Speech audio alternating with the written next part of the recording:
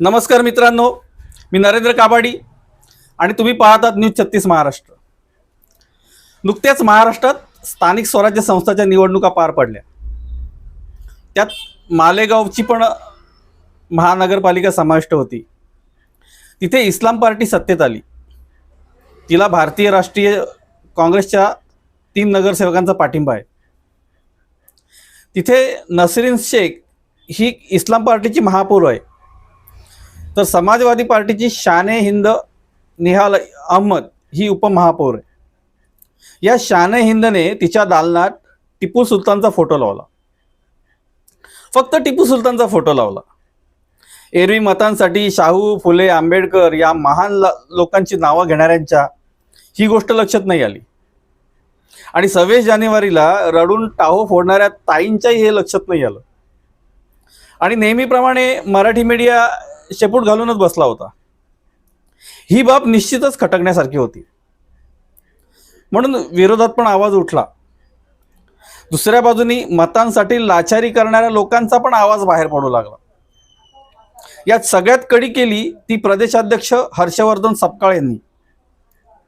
त्यांनी टिपूची तुलना थेट शिवाजी महाराजांशी केली। अरे किती लाचारी करणार रे। अहो, मालेगावमध्ये 84 जागांपैकी फक्त तुम्हाला 3 जागा मिळाल्यात। इस्लाम पार्टी आणि MIM ला जवळजवळ 56 जागा मिळाल्यात। त्यांची मतं तुम्हाला कधीच मिळणार नाहीत। त्यांचा स्वाभिमान हे तुमच्या पारड्यात कधीच टाकणार नाहीत। त्यांचा वापर तुम्ही 60-70 वर्ष करत आलात हे त्यांना कळून चुकलेलं आहे। ते तुमच्या सापळ्यात अडकणार नाहीत। तुम्ही अशी विधानं करून लोकांना उल्लू बनवण्याचा प्रयत्न करता।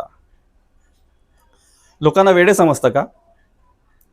ठीक आहे, लांगुल चालन हा तुमचा अधिकारच आहे, पण तुमच्या अशा वागण्याने शिवप्रेमी जनता पण तुमच्यापासून दूर जाते। हा विचार तुम्ही कसा करत नाही?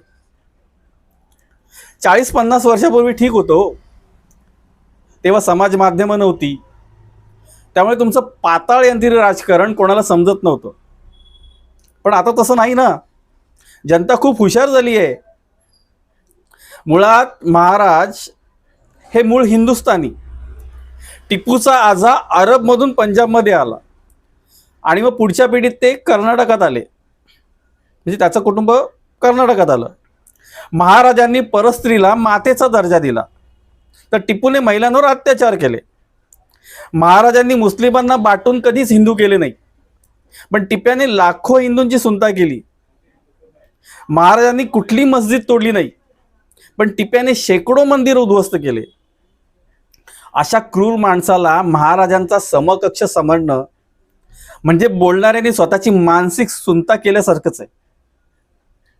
बरं, आश्चर्य वाटते ते इथल्या मराठी जनतेचं। एरवी लाखाचे मोर्चे काढणारे आता का शांत बसलेत? मराठी माणसाचं रक्त खवळत नाही का? आम्हाला काय करायचंय, आम्हाला कुठे वेळ आहे? माध्यम चिडीचूप आणि ते तथाकथित पुरोगामी, तो टकल्या आवट्या सगळेच गप।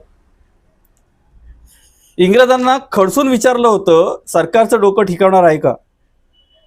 तसंच हर्षवर्धन, तुझं डोकं ठिकाणार आहे का, असा विचारणारा कोणी पुढे येत नाही। हे या महाराष्ट्राचं दुर्दैव। अरे, लांगुल चालन करणं हा तुमचा जन्मसिद्ध अधिकार आहे, त्यामुळे तुमच्या वक्तव्याचं आश्चर्य वाटण्याचं काहीच कारण नाही। तसंही नेहरूंनी याआधी महाराजांना लुटारू म्हटलं होतं आणि अशी विधाने केली की हायकमांड खुश होतं, अशी एक धारणा काँग्रेसमध्ये आहे। याचा पुरेपूर फायदा हर्षवर्धन यांनी उचलला, पण विरोधाच्या रेट्याने क्रूर आणि व्यभिचारी टिपूची प्रतिमा त्या भिंतीवरून काढून टाकण्यात आली। भिंतीवरून प्रतिमा निघाली, पण डोक्यातून सुनता केलेली मानसिकता निघणं मुश्किल आहे आणि तशी अपेक्षा ठेवणं पण चुकीचं आहे। कधी कधी तर असं वाटतं की ही मंडळी स्वतःचं पक्षाचं काम करतात की सत्ताधारी पक्षाचं। पक्ष राहू दे बाजूला, पण तुमच्या अशा वागण्याने तुमच्या अफजल खानी वृत्तीचा कोथळा मतदार राजा कधी ना कधी काढणारच।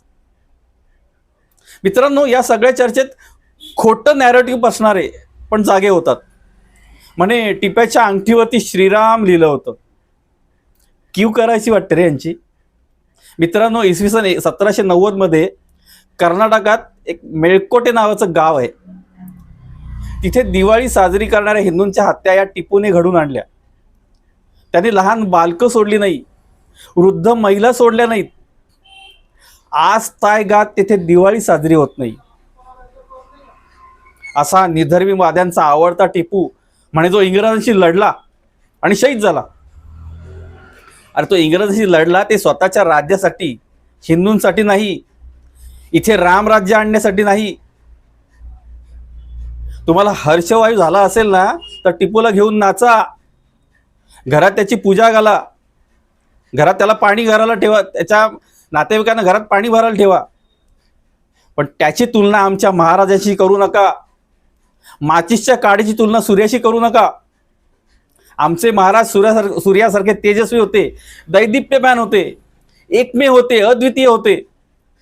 तुमचं राजकारण तुमच्या महाराज हे प्रत्येक स्वाभिमानी मराठी माणसाच्या हृदयात बसलेले आहेत. पुन्हा टिप्याचा फोटो लावणार येणार आहे असल्याचं कळते. बघूया तेव्हा स्वाभिमानी मराठी माणूस काय करतो ते. मित्रांनो, तुर्तास थांबतो. आपल्या प्रतिक्रिया जरूर कळवा. चॅनल सबस्क्राईब करा, बेल आयकॉन दाबा, लाईक शेअर कॉमेंट करा. धन्यवाद.